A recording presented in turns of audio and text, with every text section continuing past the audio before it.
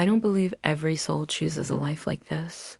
A life this dense, this polarized, this heavy with contrast. I believe the souls who incarnate into deep trauma, instability, loss, or chaos are not weak souls. They are experienced ones. Because a life like this is not easy to endure. It requires resilience before memory, strength before language, awareness before understanding. This world is sharp. It presses on the nervous system. It fractures innocence early. It exposes people to pain that reshapes identity. And yet, some souls agree to enter anyway. Not because suffering is holy, not because pain is good, but because contrast teaches what comfort never can. Only through disconnection do we learn the value of connection. Only through fear do we understand safety. Only through loss do we truly recognize love. Being forged through fire is not a curse. It is not a punishment. It is an initiation. Fire doesn't destroy what is real, it reveals it.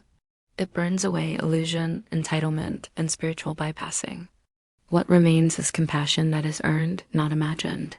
People who have lived through trauma don't just understand pain intellectually, their bodies remember it. Their nervous systems know what it costs to survive. That's why so many who've been through darkness carry a quiet depth. They notice subtleties. They sense others' pain without being told. They understand fragility and strength at the same time. Trauma, when integrated, creates a kind of reverence for life, for small moments, for peace, for safety, for kindness. Gratitude doesn't come from having everything. It comes from knowing what it's like to have nothing and rebuild anyway. This path isn't about glorifying suffering.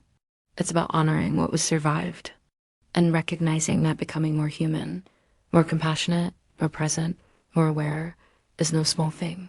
Some souls come here to learn gently. Others come here to learn deeply.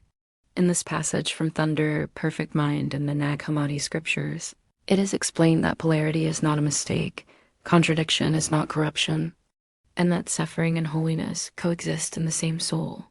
I am the first and the last. I am the honored one and the scorned one. I am the whore and the holy one.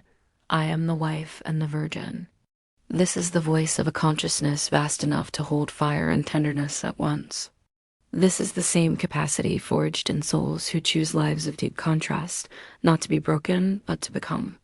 If you've been forged through fire and are still standing, you were never broken, you were becoming. Love always she who remembers.